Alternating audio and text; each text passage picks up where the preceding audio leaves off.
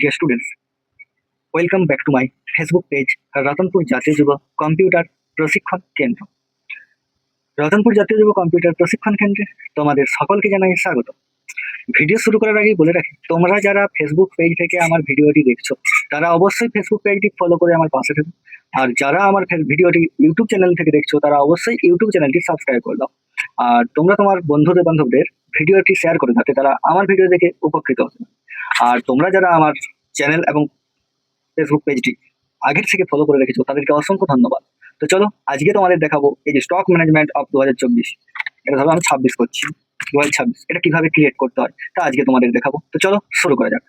আমি তোমাদের শেখাবো কিভাবে স্টক ম্যানেজমেন্ট অফ 2026 যেটা দিয়েছি আমি হেডিং, সেটা তৈরি করতে হবে। স্টক ম্যানেজমেন্ট কিভাবে তৈরি করব, যে কোনো একটা জিনিস আমি কিনে নিয়ে আসছি, সেটা বিক্রি করব, সেটা বিক্রি করলে আমার প্রফিট হবে বা লস হবে, অর্থাৎ লাভ হবে না লস হবে, সেটা আমি দেখবো।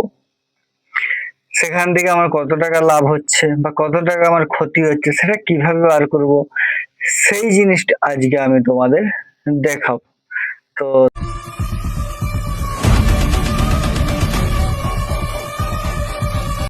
প্রথমে আমাদেরকে এ থেকে কে পর্যন্ত সিলেক্ট করে নিতে হবে এবং নিচ দিকে দুটো রো, সাইড থেকে কে কলাম পর্যন্ত। এরপরে আমাদেরকে এই যে ভিউর নিচে মার্জ সেল বলে আছে, মার্জ এন্ড সেন্টার, এই মার্জ এন্ড সেন্টারে ক্লিক করতে হবে। মার্জ এন্ড সেন্টারে ক্লিক করার পর দেখো একটা ঘর হয়ে গেল। এখানে আমাদেরকে লিখতে হবে stock management, STOC, stock management of 2026। এরপরে এটাকে আমরা একটু বড় করে নিচ্ছি এবং মাঝে করে নিচ্ছি লেখাটা।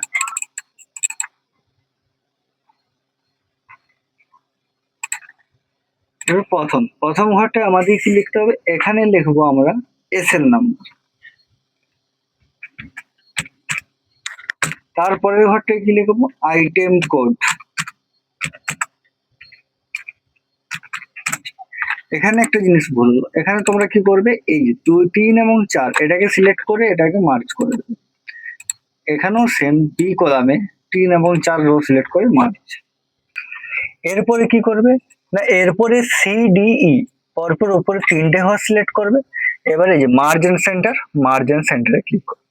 মার্জ এন্ড সেন্টারে ক্লিক করার পর তোমরা লিখবে কি, এখানে পারচেস, PURCHAS, পারচেস হবে।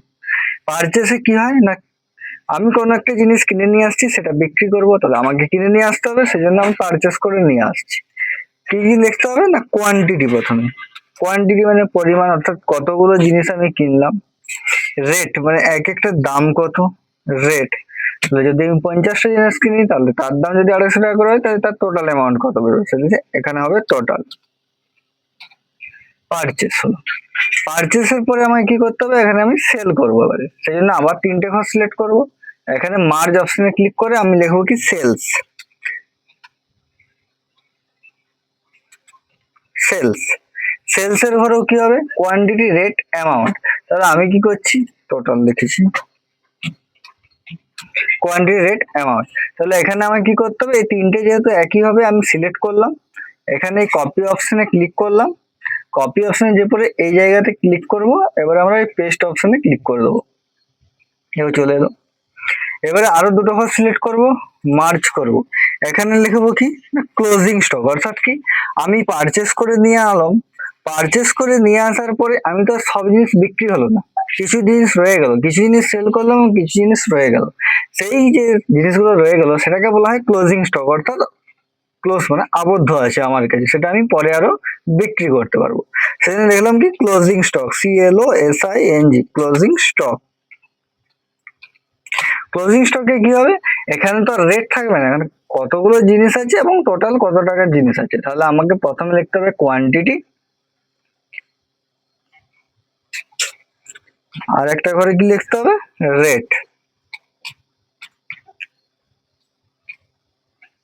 যে ক্লোজিং স্টকের পরে আমার কি লিখতে হবে, না এখানে হচ্ছে প্রফিট এন্ড লস, অর্থাৎ আমি কত টাকা জিনিস বিক্রি করলাম, সেখান থেকে আমার প্রফিট গেল না লস হলো, সেটা আমাকে বার করতে হবে। সেজন্য লাস্টে কে এর ঘরে আমরা কি করব, দুটো কলাম আর দুটো রো আমরা সিলেক্ট করে এখান থেকে মার্জ করে দেবো, দিয়ে এখানে লিখবো প্রফিট, PROFIT, প্রফিট, এন্ড এর চিহ্ন শিফট দেবে 7, এন্ড লস, LOSS, অর্থাৎ আমার লস হলো না লাভ হলো সেটা আমরা এখান থেকে দেখতে পাই। তো এই ছিল স্ট্রাকচার। এইভাবে এই স্ট্রাকচারটি তৈরি করতে হবে, স্টক ম্যানেজমেন্ট অফ 2026। তোমরা এখানে 2026 না দেখে সেই মাসের নামটা দিতে পারো, যে মাসের স্টক ম্যানেজমেন্ট বার করবে।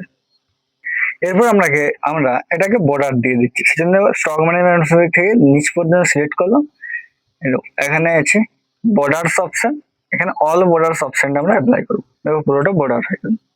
এরপরে এসএল নাম্বারের অর্থ হচ্ছে সিরিয়াল নাম্বার, তো সিরিয়াল নাম্বার আমাকে 1-2 করে দিতে হবে। তাহলে আমি এখন আপাতত দিচ্ছি 101, 102।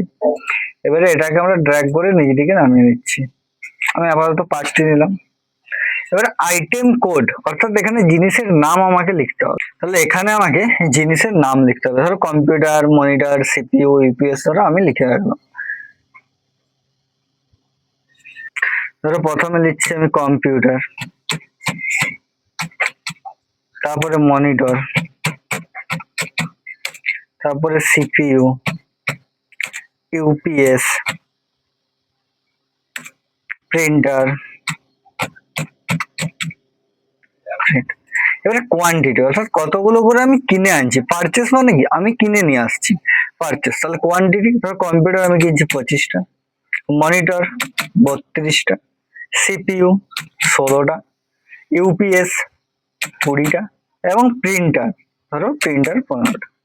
এবার রেট, এক একটা কম্পিউটারের দাম কত, ধরো আমি এখন সাপোজ নিচ্ছি 15,000, মনিটর 2600, CPU 7,000, ইউপিএস 2200, এবং প্রিন্টার 10,800।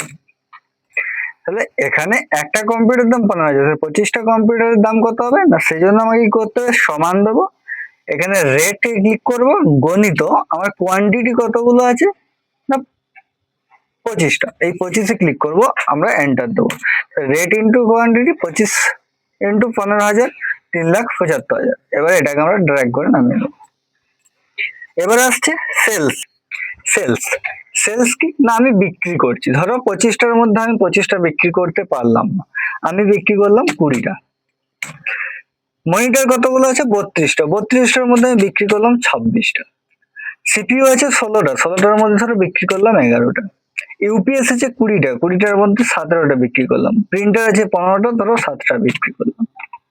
এবারে রেট, যেহেতু আমি কম্পিউটার 15,000 টাকায় কিনছি, সেহেতু আমি 15,000 টাকায় বিকবো না, কারণ আমাকে তো লাভ রাখতে হবে, ঘর ভাড়া আছে, ইলেকট্রিক বিল আছে, নিজের খরচা আছে। তাহলে কি, এই যে 15,000-এ কিনছি, 15,000-এ নিশ্চয়ই বিকবো না, আমি একটু বেশিতে বিকবো, ধরো আমি 17,000 করে বিকছি। মনিটর কিনে এসেছি 2600, আমি বিকলাম 2700 টাকা করে। এরপরে কি আছে, সিপিইউ, ধরো 7,000 কিনছি, আমি 7,500 টাকা করে বিকলাম। ইউপিএস 2200 টাকায় কিনছি, আমি 2250 টাকায় বিকলাম। এবং প্রিন্টার 10,800 আছে, আমি 11,000 টাকা করে বিকলাম।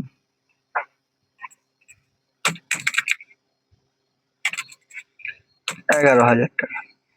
তাহলে এখানে সেলস এর টোটাল অ্যামাউন্ট কি হবে না, এখানে এই রেট ক্লিক হবে না, কারণ এই রেটে আমি কিনে নিয়ে আসছি, আমি বিক্রি করছি এই রেটে, তাহলে এই রেট গণিত এই কোয়ান্টিটি, তাহলে কি সমান দেব সেলস এর রেট গণিত সেলস এর কোয়ান্টিটি।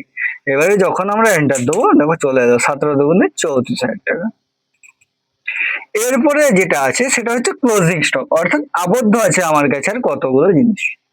তাহলে আমাকে সেটি বার করতে হলে কি করতে হবে না, পারচেস মাইনাস সেলস করতে হবে, কারণ পারচেস আমি কিনে নিয়ে আসছি, মাইনাস আমি সেলস বিক্রি করে দিচ্ছি, তাহলে পারচেস থেকে সেলস যে জিনিসগুলো আমি বিক্রি করব সেটা বিয়োগ করলে আমার চলে আসবে। সেই জন্য কি করবে, সমান পারচেসের কোয়ান্টিটি মাইনাস সেলস এর কোয়ান্টিটি দিয়ে এন্টার দিলাম। দেখো 25টার মধ্যে 20টা বিক্রি করেছি, তাহলে আমার কাছে আছে 5টা, তাই তো 25টা ছিল এখানে, আর এখানে আমি 20টা বিক্রি করি, তাহলে আছে কত? 5টা। এবার এটাকে আমরা উপর থেকে ড্র্যাগ করে নামিয়ে নিচ্ছি, তাহলে চলে আসবে।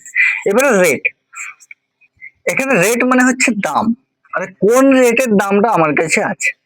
আমি তো 17,000 টাকা করে বিক্রি করছি, কিন্তু সেলস এর রেট এখানে হবে না, কারণ সেলস আমি বিক্রি করলে পরে আমার কাছে 17,000 টাকা আসবে, কিন্তু 17,000 টাকার তো জিনিসটা এখন নাই, এখন আমার কাছে আছে আবদ্ধ 15,000 টাকা। যখন আমি বিক্রি করব তাহলে তখন সেটা হবে 17,000 টাকা। তাহলে যেহেতু এখন আমার কাছে বর্তমানে আবদ্ধ আছে, সেখন আমার কাছে অ্যামাউন্ট আছে 15,000 টাকা। তাহলে এখানে রেট করতে গেলে কি করতে হবে? রেট এখানে, এখানে রেট হবে না, এখানে অ্যামাউন্ট হবে।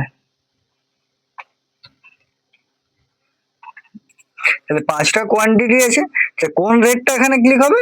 না পারচেসের রেট।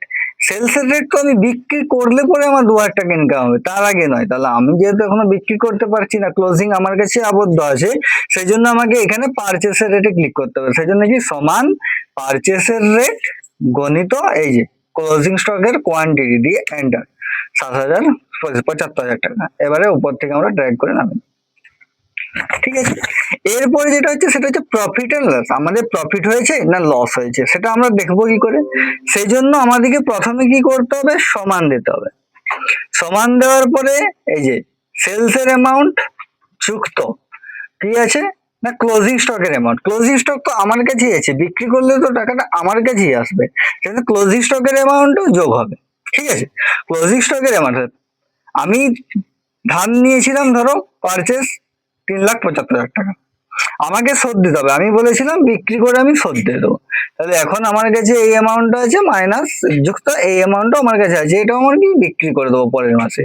তাহলে সেই জন্য এই দুটো যেহেতু আমার কাছে আছে, এই দুটো আমার অ্যামাউন্ট যুক্ত মাইনাস দিলাম। এবার আমি যে টাকাটা লোন নিয়েছিলাম বা যে ধার নিয়েছিলাম সেটা আমি শোধ দিয়ে দিচ্ছি, সেজন্য এই অ্যামাউন্টটা মাইনাস হবে। তাহলে কি সেলস এর অ্যামাউন্ট যুক্ত ক্লোজিং স্টকের অ্যামাউন্ট মাইনাস পারচেসের অ্যামাউন্ট। এরপরে যখন আমরা এন্টার দেবো দেখো চলে আসবে আমাদের প্রফিট হয়েছে 40,000 টাকা।